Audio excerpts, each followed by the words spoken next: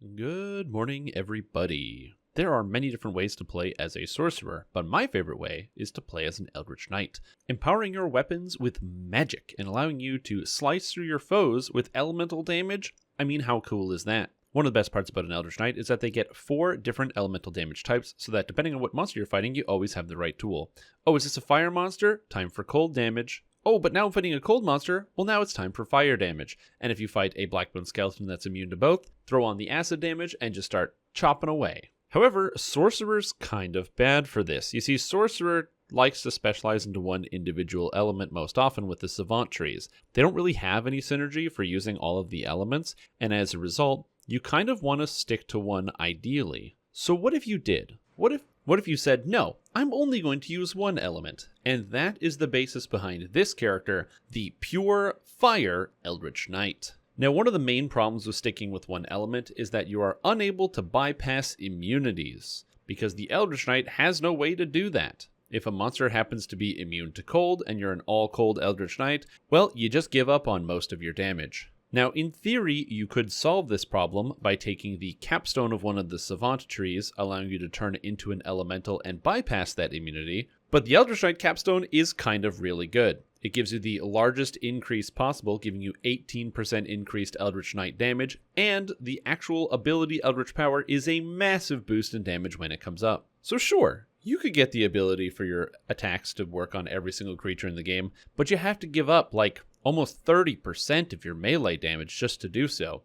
And that's not worth it, at least not in my opinion. So what's the solution? Well, Tieflings have access to fire immunity stripping, and wouldn't you know that there's a way to spend your points so that way you can use the Tiefling to get the fire immunity bypass and still have all the good stuff out of Eldritch Knight. But wait, there's one more thing that makes this character super duper strong, and that is the specific weapon choice. In a lot of cases, when you're building a character, you might just be starting from the beginning and saying, okay, I'm going to make an Eldritch Knight, and you start building it, you grab some items, and you figure out exactly what you want to do as you go. There's a lot of items at the end game, and a lot of good options, so you don't have to worry about specifically committing to one weapon. Maybe you have to commit to a type, because you want to decide, oh, I'm going to take improved critical piercing, so you'll stick to the piercing weapons, but you don't have to say, oh, I'm going to use specifically a rapier, or oh, I'm specifically going to use a short sword. However, there are a few weapons in the game that kind of warp the perception of all the other weapons and kind of make you want to specialize.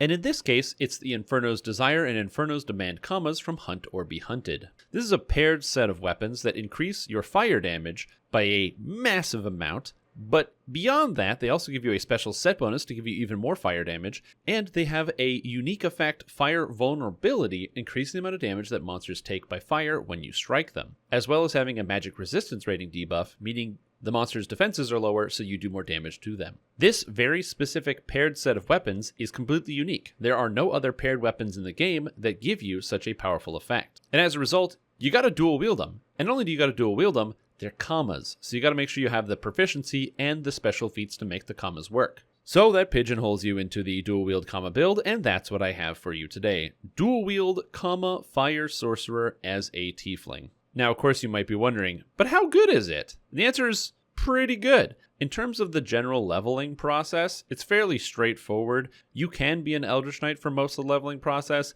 but in general, you're probably just going to want to put your points into Tiefling, grab that fire immunity bypass, and then put a few points into Fire Savant, so your Scorch and your Fireballs are really kicking ass. Once you get to around level 14, that's when you can kind of really go deep into that Eldritch Knight and do the dual wielding. I mean, you can start with Eldritch Knight right at the beginning, at the end of the day. This character is really flexible. As Fire Sorcerer, when you have the bypass from Tiefling, is very, very easy to work around with. If you happen to have a whole bunch of racial points, you can do it at level 1. My character does not have racial points, and so I just leveled, like I said, mostly with just Fire Sorcerer as well as Sonic Blast to fill in the gaps. And then once I had Delayed Blast Fireball, went into the Eldritch Knight stuff, and you walk into a room, Delayed Blast Fireball, and then just start spinning, Eldritch striking, and killing everybody in the space. Eldritch Knight damage is quite low at the beginning, and it scales very hard towards the end, which is something I don't really like. I would like to see them maybe smoothen out the curve so that the majority of the damage isn't stacked towards the end, as about half of your damage comes from being level 18 and 20 from the cores. And it's one of the reasons why multi-classing on Eldritch Knight is not that great.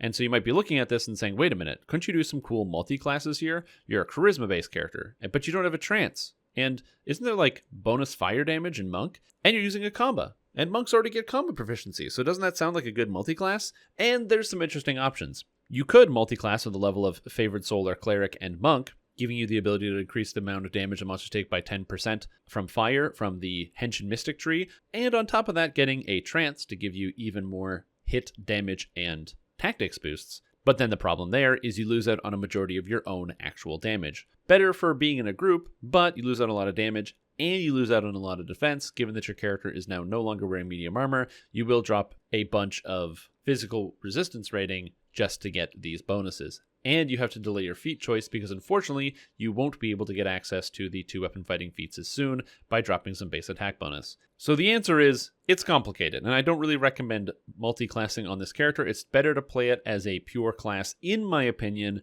unless you have a very specific setup or a lot of fire users in your guild or your parties that you generally play with, at which point maybe you would rather bring the monk along. At the end of the day, Eldritch Knight is an extremely powerful character, able to deal a huge amounts of damage very quickly without the use of critical hits. A lot of people do play critical hit physical-based damage builds, but Eldritch Knights with their elemental damage can't critically hit on the elemental stuff. Now in the past, this has led to very strong half-orc physical damage Eldritch Knights, just using some of the extra damage scaling and the extra melee power you get out of the tree, because you do get a lot, to hit extremely hard. However, in this case, this character focuses mainly on the elemental damage. Fire damage to be exact. As a result, this character ends up having about 3,000 damage per strike once you're at the fully geared stage every single time you hit a monster. And when you're dual wielding and attacking very quickly, well, you can only imagine how much damage you start to pump out very, very fast. It's a fun build, it's versatile, and with the level 32 upgrade, you can now even heal people with the access to the spell Greater Shout, allowing you to heal people for 10% of the damage you would normally deal,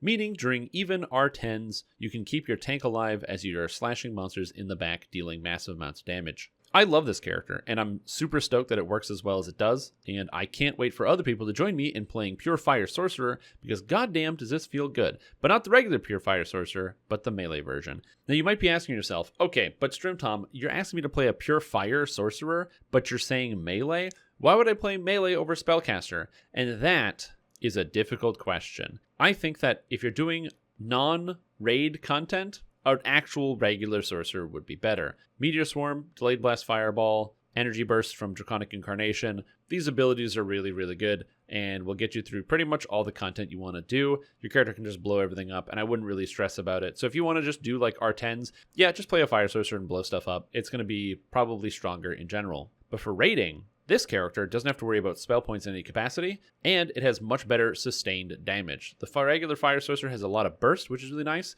This character's burst is not that great, but its sustained damage is incredibly high, meaning that when you're chunking through bosses' hit points, man, is it good. Additionally, with the extra synergy from having both the Ash effect, reducing magic resistance rating, and the fire vulnerability, if any one person in your party is doing any amount of fire damage, you are drastically increasing it versus a regular Fire Sorcerer. So overall, should you play this character? Well, if you like melee, yes. And if you like raiding, it's pretty good. But outside of that, I can't tell you that this is the best way to play Sorcerer, because it's not, but it is very fun, and it is one of my preferred ways. So if all of that sounds interesting to you, let me pass it over to me with the build.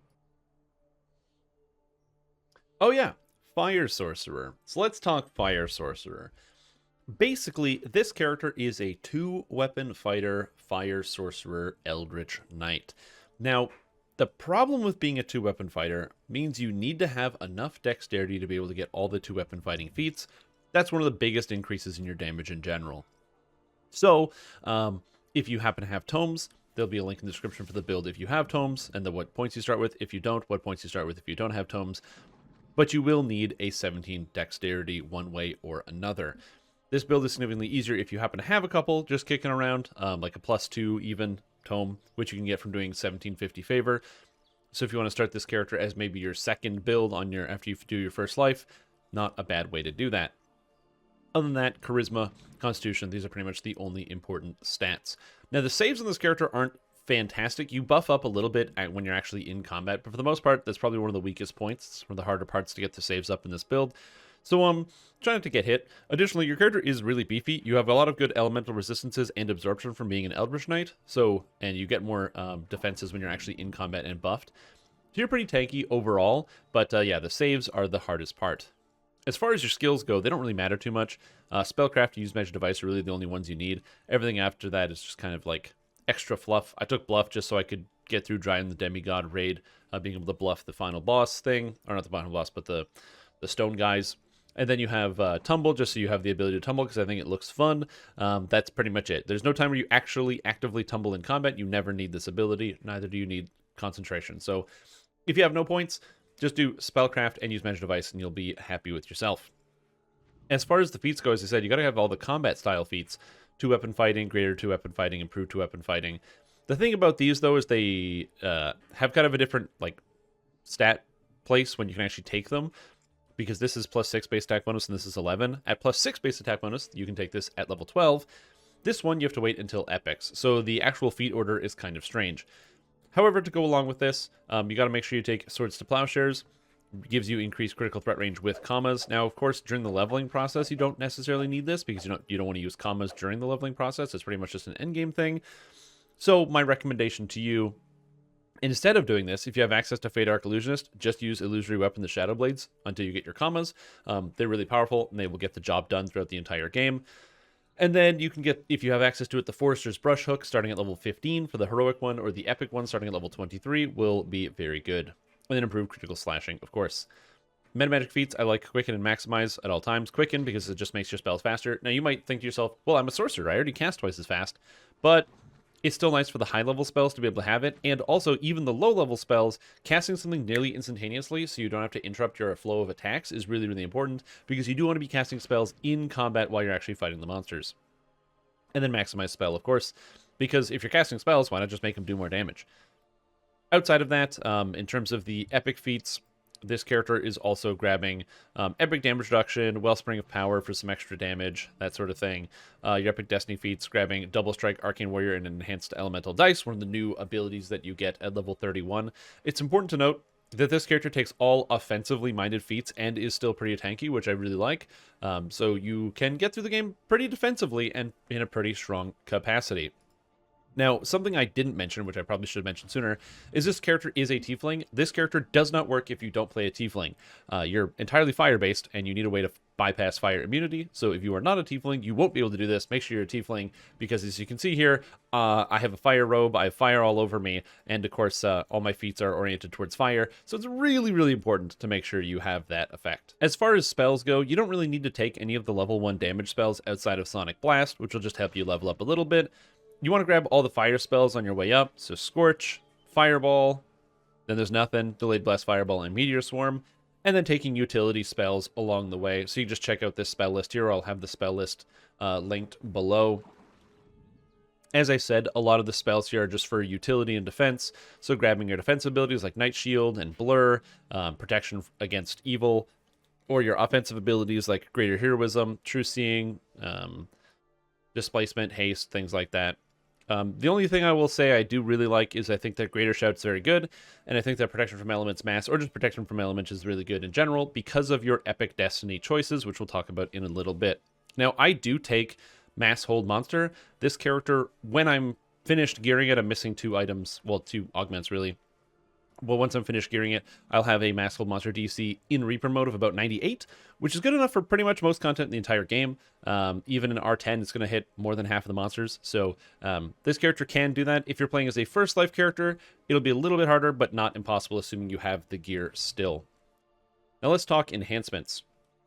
So this is the 83-point enhancement setup. If you don't happen to have 83 points, not a big deal. You can always just drop out the point in the Fire Savant here. No problem. And you can just take out the Charisma here from Fade Arc Illusionist, and then all of a sudden you're down to 80 points and anyone can take this build. The important highlights is, of course, grabbing Ash and Improved Scorch. This allows you to deal damage to fire monsters, so anything is immune to fire. You just hit them with Scorch. You do not need to cast this spell-like ability. I think people get confused by that. It just says, it makes it so any Scorch reduces their fire immunity to a vulnerability, which means that you just cast the Sorcerer spell Scorch to make that a lot easier.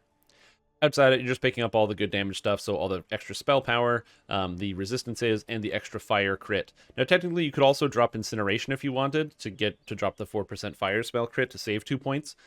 I don't think you should do that, but you could if you wanted. Then we have the Eldritch Knight here, picking up all the good defensive stuff.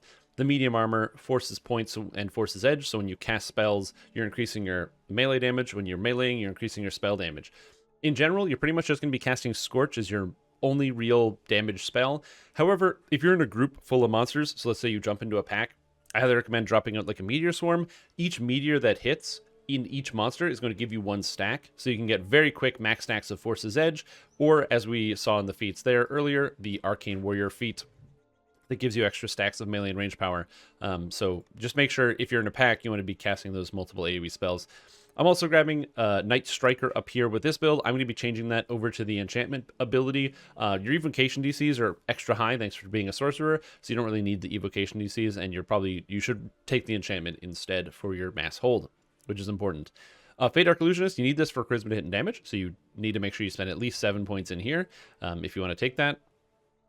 And then I use Vistani Night Fighter because action boost haste is pretty much the best thing in the entire video game for increasing your damage as a single target. This character just wants to melee stuff with its Eldritch Knight fire spell power. This Spell Blade effect right here, Spell Sword, it gives you additional damage. So my character, just at being a level 20 sorcerer, gets 7d12s of fire damage per strike. However, it increases even more on top of that. First, getting an extra 3 d12s from the spell sword toggle here, so bringing up to 10 d12s. Then on top of that, I get an extra d12 from the Epic Destiny feat, so that's the elemental dice here, so that is 11 d12s of damage per strike. And then finally, I happen to have a Emerald of Eldritch Empowerment, which is an emerald from the Raid Hunter Be Hunted, which gives you an extra one for 12 d12s. And then when you have Eldritch Blade active, there's the Eldritch Power ability, gives you an extra 4 dice, meaning my character is doing 16 d12s of fire damage, which is 16 to 200 and something. It's a lot of damage. Now, here's the thing. This might not seem like it's a whole lot, but it scales off of your spell sword or your spell power. And on top of that, when you double strike, it doubles the damage, which means that my character right now does about 3,000 damage per strike. So when I click this button, I do 3,000 fire damage whenever I hit. However, it's 1, 2, 3, 4, so that's 4 hits, but I have my offhand double strike, or my offhand strike chance, so it's actually 1, 2, 3, 4, which is 8 hits because I'm hitting twice, and then we throw in the haste boost. And now we're attacking even faster. So all of a sudden, I just did 35 to 40,000 damage to the monster that I'm fighting because of how fast I hit and how much extra damage that does, which is pretty cool. So that's why you want haste boost, because it really, really amps up your damage. Plus, you also get extra double strike here, which is just really powerful and useful. If you don't have access to Fate Dark Illusionist and Vistani Night Fighter, I don't recommend you play this build, although you still can if you want to. Now let's talk Epic Destinies. This character is a Fate Singer, and I think Fate Singer is pretty much where you want to go in general for Eldritch Knights for a couple of reasons. First, it gives you melee power, which you also need on top of your other stats. Second, I really like having Metamagic Extend for haste and displacement, just keeps them up for longer. It's not necessarily required, but it is nice. Third, Turn the Tide gives you weapon damage and spell power, things that you both need, and it applies to all of your parties, so that's really, really powerful on top of that. The Sword Sings is a huge amount of sonic damage whenever you attack anything, so it's really powerful.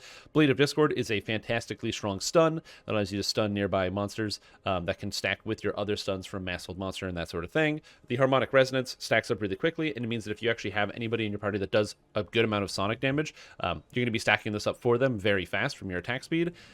And Cut the Strings is one of the best DPS cooldowns in the entire game. When you activate this, it basically means that every single second on a bot, like, it kills pretty much everything in the room because it makes them all dance, and then you can cut their strings by just attacking them. But if you throw this on a boss, every single time you hit them, I think it is a 1 second internal cooldown, but every time you hit them, you're going to be doing somewhere around 4,000 to 5,000 damage, which with your double strike can be upwards of 10,000. So then all of a sudden, you're just adding an extra 10,000 damage a second onto your attacks for 10 seconds, which is kind of sick.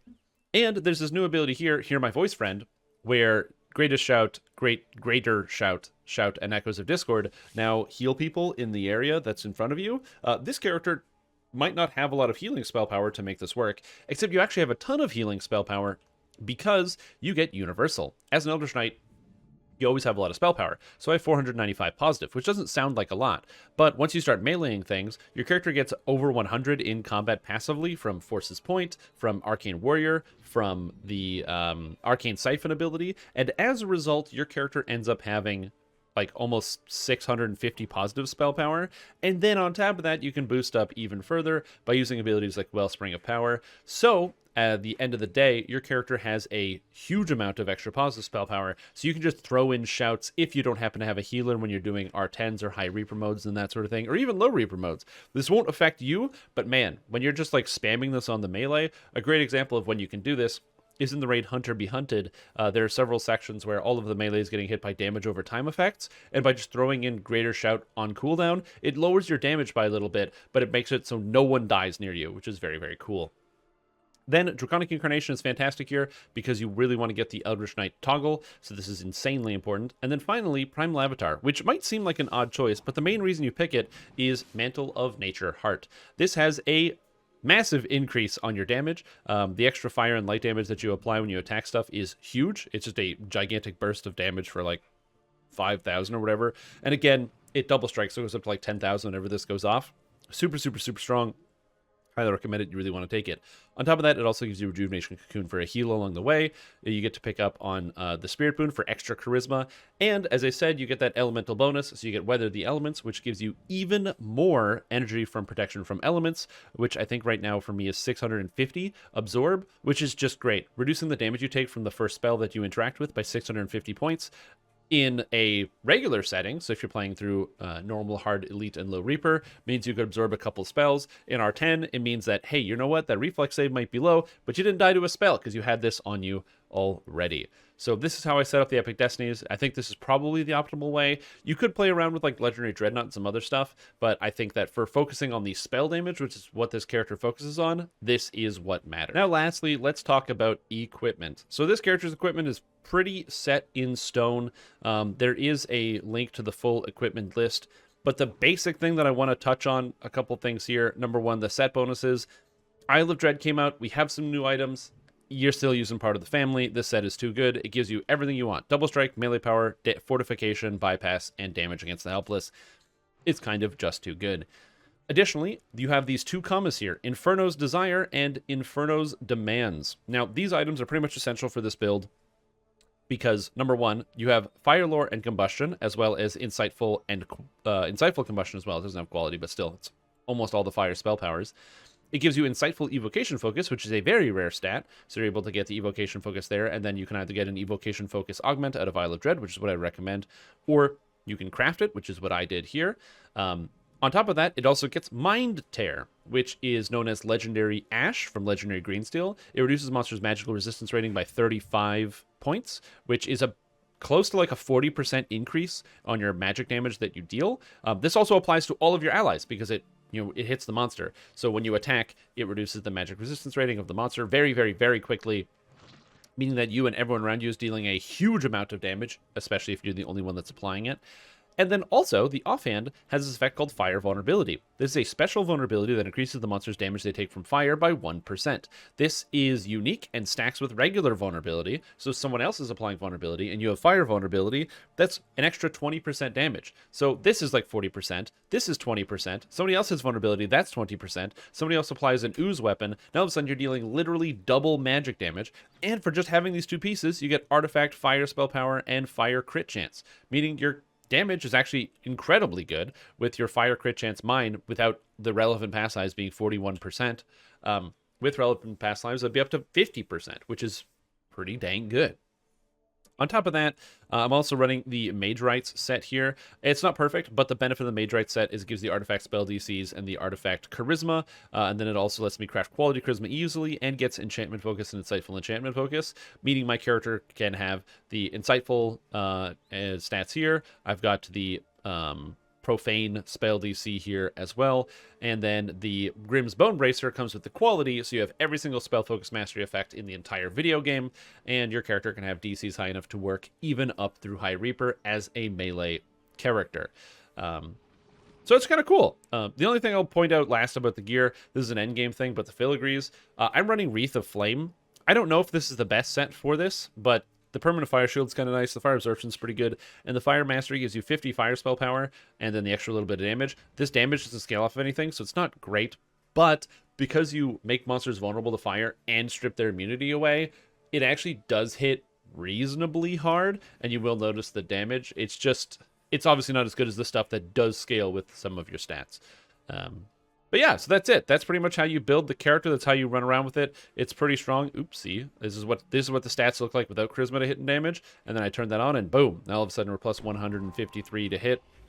And this goes up even more in combat because you gain extra hit chance for casting spells. You also gain extra stats for stuff like greater heroism, among other things. And so your character will end up somewhere in combat with around, once you're fully done, around like 170-ish to hit. And another thing that's really important is because commas are such comically bad weapons, like this weapon is terrible. The base damage is low, its critical roll is very low in comparison to like a lot of other weapons that are much better than it. So even though it has a high base damage rating, it's because my stats are so high. You don't care too much about the physical damage that you're dealing, which means that if your accuracy isn't high enough, you can't critically hit that well, but you don't care about that because your critical hits are not the main portion of your damage. It's the fire damage that you get to add on there. So this character does a bunch of damage. It's very fun. It's very fast, and I would definitely recommend it for you to play once you have the stuff set up. However, when it comes to the gear set that I do put down, I think is the best gear set for the character, and I would recommend you go for that. And then in the interim, while you're building it up, part of the family set's pretty straightforward and easy to get, and the rest of the stuff are just come from quests. So, farm it out, do what you can. Anyways, that's all I have for you today. I hope you have a flamin' good day, and I will catch you guys next time. Bye-bye.